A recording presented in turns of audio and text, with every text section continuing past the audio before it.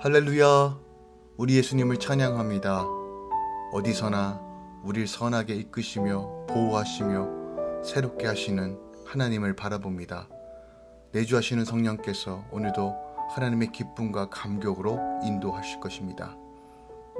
6월 30일 수요일 아침 예배 성삼위 하나님께 올려드립니다. 우리 다 함께 사도신경으로 신앙을 고백하며 이 아침을 시작하기 원합니다. 전능하사 천지를 만드신 하나님 아버지를 내가 믿사오며 그 외아들 우리 주 예수 그리스도를 믿사오니 이는 성령으로 잉태하사 동정녀 마리아에게 나시고 본디오 빌라도에게 고난을 받으사 십자가에 못 박혀 죽으시고 장사한 지 사흘 만에 죽은 자 가운데서 다시 살아나시며 하늘에 오르사 전능하신 하나님 우편에 앉아 계시다가 저리로서 산자와 죽은 자를 심판하러 오시리라. 성령을 믿사오며 거룩한 공예와 성도가 서로 교통하는 것과 죄를 사하여 주신 것과 몸이 다시 사는 것과 영원히 사는 것을 믿사옵나이다. 아멘. 오늘 하나님의 말씀은 시편 20편 1절부터 9절까지입니다. 시편 20편 1절부터 9절까지입니다. 환난 날에 여호와께서 내게 응답하시고 야곱의 하나님의 이름이 너를 높이 드시며 성소에서 너를 도와주시고 시온에서 너를 붙드시며 내 모든 소재를 기억하시며 내 번제를 받아주시기를 원하노라. 내 마음의 소원대로 허락하시고 내 모든 계획을 이루어 주시기를 원하노라. 우리가 너희 승리로 말미암아 개가를 부르며 우리 하나님의 이름으로 우리의 깃발을 세우리니 여호와께서 내 모든 기도를 이루어 주시길 원하노라. 여호와께서 자기에게 기름 부은 받은 자를 구원하신 줄 이제 내가 아노니 그의 오른손에 구원하는 힘으로 그의 거룩한 하늘에서 그에게 응답하시리로다. 어떤 사람은 병거 어떤 사람은 말을 의지하나 우리는 여호와 우리 하나님의 이름을 자랑하리로다. 그들은 비틀거리며 엎드러지고 우리는 일어나 바로 서도다. 여호와여 왕을 구원하소서. 우리가 부를 때 우리에게 응답하소서. 아멘. 하나님의 말씀입니다. 시편 20편은 시편 중에서도 가장 직접적으로 이방 나라와의 전쟁에서 승리를 기원하는 내용이 담겨져 있는 시입니다. 이 시는 왕이 이방 나라의 전쟁을 위하여 군사를 이끌고 출정하기에 앞서 성전에서 제사를 드릴 때 왕과 온 백성들이 함께 낭송하였기에 출정시로 불리기도 한 시입니다. 본시는 다윗이 하나님이 선민 이스라엘에게 허락하신 약속의 땅을 완전히 쟁취하고자 벌인 전복 전쟁 중에서도 극히 중대한 결정이었던 암몬과 아람과의 일전, 이것은 사무엘하 10장에 기록되어 있는데요. 그 전쟁을 위하여 출정할 때 지어진 것으로 추정하고 있습니다. 그런데 오늘 본시의 표제를 보면 다윗의 혹은 다윗을 위한 시로 번역이 가능한 말로써 다윗이 지은 것이 아니라 어느 경건한 백성이 출정을 앞두고 성전에서 제사를 드리는 다윗 왕을 바라보며 그의 승리를 기원하며 지었을 가능성이 있는 시로도 우리가 오늘 본문을 통해서 확인해 볼 수 있어요. 그 이유는 다윗이 지었다기보다는 왕을 위한 기도의 내용이 담겨져 있기 때문에 그래요. 아마도 다윗은 백성들로 하여금 자기 신의 승리를 기원하도록 하기 위해 본시를 짓도록 요구하고 요청했을지도 몰라요. 우리가 보통 세속적인 관점에서 보면 전쟁에서 승리하기 위해 필요한 것은 많은 병사, 무기, 전술과 전략, 그 병사들의 사기 이런 것들에 조금 더 초점을 맞춰야 되는 것이 사실입니다. 그러나 이스라엘 백성들은 전투의 승리란 전적으로 여호와 하나님께 달려 있다는 믿음을 가지고 있었으므로 전장에 출정하기 전에 갖추어야 할 가장 필요한, 가장 중요한 요소는 하나님과의 관계의 회복, 또한 하나님과 함께 하심에 대한 간구로 지금 고백하고 있는 거예요. 그러므로 전쟁에 앞서서 백성의 대표이며 동시에 하나님의 대리 통치자인 이스라엘 왕은 하나님께 인간인 자신의 무능력함과 연약함을 고백하며 하나님의 도우심을 간구하는 희생 제물을 드리는 것을 포함한 이안의 예식을 이 본시와 함께 수행했다는 것이죠. 그러므로 아마도 이 본시를 낭독할 때는 그 어느 시보다 더 긴장되고 엄숙하며 간절한 마음으로 불려졌을 것입니다. 오늘 본문의 내용을 조금 더 살펴보면요, 1절부터 3절까지는 백성들이 왕이 이젠 이방의 대적들에 맞서 거룩한 전쟁을 수행하기 위한 출정에 앞서 하나님이 전에 드리는 제사를 하나님께 연락하여 주시기를 비는 기도의 내용이 담겨져 있어요. 우리가 알고 있듯이 다윗은 참 힘든 광야를 거쳐 험난한 인생을 살았습니다. 하지만 그는 늘 여호와 앞에서 거룩한 삶을 살기 원했고 자신의 죄에 애통해하며 회개했습니다. 백성은 이미 이런 다윗의 삶을 보았기에 여호와께서 그를 야곱처럼 높이시고 거룩한 성소와 시온에서 그를 붙드시며 그의 소재를 기억하고 번제를 받아주시기를 간절히 기도한 것입니다. 그들은 다윗의 전쟁을 자신들의 전쟁으로 또 그의 승리를 공동체의 승리로 여겼습니다. 이처럼 여호와를 중심으로 한마음이 되어 서로를 진심으로 위로하고 기뻐하는 공동체는 오직 주님만을 전심으로 경외하고 따르는 성도들의 삶에서 시작된다는 사실을 오늘 본문이 우리에게 말씀하고 있는 것이에요. 4절부터 6절은 하나님께서 기름 부어 세우신 왕의 기도를 들으시고 도우심으로 승리의 계가를 부릴 수 있도록 비는 기도의 내용이 담겨져 있어요.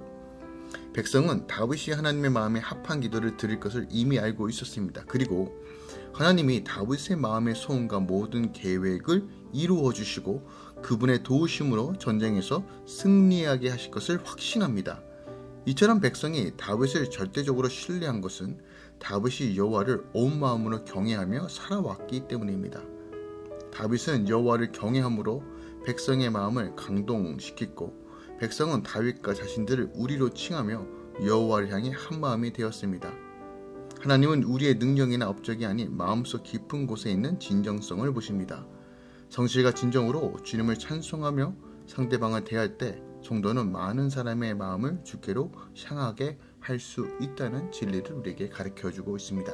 7절부터 9절까지는 오직 하나님만 의지하는 왕의 승리를 비는 최종적 기도가 담겨져 있습니다. 다윗은 수많은 고난을 겪으며 자신을 향한 하나님의 끝없는 용납과 사랑을 체험했습니다. 또한 죄와 사망의 골짜기를 헤맬 때도 힘이 있는 발로 그를 잡아 이끄시고 구원해내신 하나님을 신실하심을 경험했습니다. 그러기에 그는 생사가 오가는 전쟁을 앞두고도 여호와께 모든 것을 맡기고 주를 의지할 수 있었습니다. 그는 오직 여호와만이 자신의 구원자이시며 의지의 대상이심을 깨달았습니다. 이것은 고난을 통해 거룩하신 하나님의 신실하심과 구원의 힘을 경험한 후에 얻게 되는 선물입니다. 그러므로 성도는 환난 날을 두려워하지 말고 주께서 내밀어 주실 구원의 손길을 신뢰하며 자신의 기도에 응답하시는 주께 간구해야 한다는 진리를 우리에게 가르쳐 주고 있습니다. 오늘 본문이 우리에게 무엇을 가르치고 있습니까? 바로 이 기도에 대해서 가르치고 있는 거예요. 성도가 환난 날에 이길 수 있는 힘, 승리할 수 있는 힘의 근거는 기도뿐이다 라고 우리에게 말씀하고 있습니다. 특별히 오늘 본시를 시작하면서 환난 날에라는 말로 시작하고 있어요. 이것을 전체적인 내용으로 비추어 볼 때 국가적인 위기 혹은 인간의 힘으로 해결할 수 없는 초자연적인 어려움, 재난, 이런 것들을 우리가 생각해 볼 수 있는 단어예요. 오늘날 우리가 코로나의 거대한 태풍 속에서 수많은 어려움을 겪는 현실을 의미하기도 합니다. 당시 이 시가 기록되었을 때는 아마도 사무엘 하 10장에 기록되어 있는 암몬과 아합의 연합군의 침공이 그 배경일 것입니다. 이스라엘에 비하여 월등히 우세적인 연합군의 침공은 이스라엘에게는 큰 위기였을 것입니다. 그런데 다윗은 이 전쟁에 출정하기 앞서 하나님의 전에 가서 하나님의 도우심을 구하는 제사를 드리며 기도하고 있습니다. 바로 하나님 중심, 성전 중심, 예배 중심, 이 모든 것들이 바로 기도의 삶으로 나타나는 것이에요. 그리고 그가 이런 열쇠 속에서도 기도하며 온전히 하나님을 의지하고 바라봤더니 완전한 승진을 쟁취한 것입니다. 이 전쟁을 통해서 아람은 두 번 다시 암몬을 도와주지 않았고 암몬 역시 완전히 패하여 이스라엘에게 복속될 수밖에 없게 됩니다. 전 국가적인 재앙이나 고난과 어려움 속에서 내가 아무것도 할 수 없는 이 현실 속에서 그저 환경 탓만 하고 상황 탓만 하고 나의 무력함만 탓하면서 아무것도 하지 않는 것이 아니라 우리는 가장 강력한 또한 하나님께서 우리에게 주신 능력 바로 무엇입니까? 기도해야 한다는 것을 우리에게 말씀하고 있는 거예요. 그럼 우리가 누구에게 기도합니까? 바로 믿음의 대상이신 하나님께 예수 그리스도의 이름으로 성령 안에서 기도하는 것입니다. 그러면 그 내용이 무엇입니까? 우리를 승리케 하신 하나님을 찬양하는 기도입니다. 기도는 지존자이신 하나님을 의지하고 믿는 행위입니다. 기도할 때 하나님의 손이 움직이는 것입니다. 기도하는 백성은 절대로 망하지 않습니다. 오늘날 우리가 다시 회복되어야 할 영성, 한국교회가 다시 회복되어야 할 영성은 바로 기도의 영성입니다. 밤낮으로 하나님의 이름을 부르짖으며 문제를 돌파하고 성령의 능력으로 예수를 바라보며 예수의 능력 안에서 그 이름의 권세 안에서 이 땅 가운데 하나님의 영광을 드러내는 삶의 그 바탕은 바로 기도입니다. 그 시작은 기도입니다. 문제를 문제로 보지 않고 하나님의 관점과 능력으로 보고 행할 수 있는 바로 그 길도 기도입니다. 하나님은 그의 백성이 환난 때에 간구하며 주님께 부르짖을 때 그 상황에서 건져주시고 늘 함께 하겠다고 분명하게 약속합니다. 시편 91편 15절 말씀입니다. 기억하십시오. 기도가 답입니다. 주께 부르짖으며 나아갈 때 돌파가 일어나는 것입니다. 환경이 바뀌는 것입니다. 상황이 역전되는 것입니다. 예수 그리스도의 이름으로 기도하며 믿음으로 바라보시며 이루실 하나님을 바라보십시오.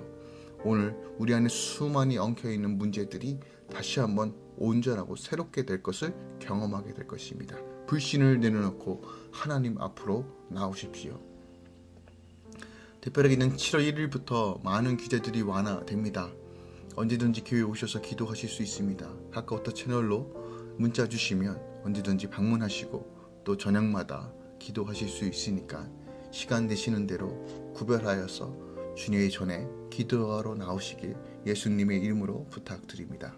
기도하겠습니다. 사랑하는 주님, 어떤 상황 속에서도 환난과 공고와 핍박과 어려운 순간에서도 우리의 최고의 능력과 무기는 기도입니다.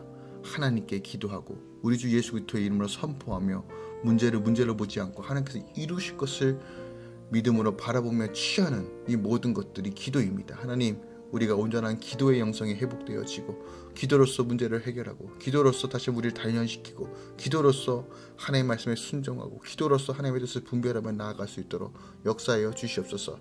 나태함이 아니라 그저 그렇게 살아가는 것이 아니라 결단하며 주님께 부르짖으며 나아가오니 주여 우리 안에 하나님의 영을 더하여 주시고 기쁨과 감격을 더하여 주시고 기도함으로써 하나님의 뜻을 분별하며 걸어갈 수 있도록 역사하여 주시옵소서.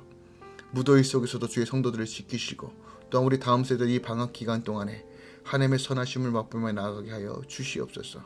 기도할 때 응답하시고 기도할 때 기도지려 생명 되신 하나님을 보게 하여 주시옵소서. 이제는 우리 주 예수 그리스도의 은혜와 우리 하나님 아버지의 놀라우신 사랑과 성령님의 내주교통 충만히 역사하심이 기도하며 주를 바라보는 모든 주의 성도들의 삶 가운데 이제부터 영원까지 함께 있을지어다. 아멘.